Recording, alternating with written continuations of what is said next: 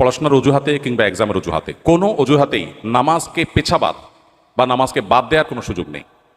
আপনি অসুস্থ, দাঁড়িয়ে নামাজ পড়তে পারছেন না, তাহলে আপনি এক্সাম দিয়েছেন, ক্লাস করেছেন, অন্য সব কাজগুলো নিশ্চয়ই স্বাভাবিকভাবে করেছেন, তাহলে নামাজ কেন আপনি পারবেন না?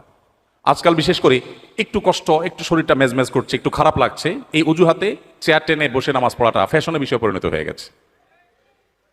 মসজিদ দেখলে বোঝা কঠিন, এটা কি আকিজ প্লাস্টিকের দোকান না মসজিদ?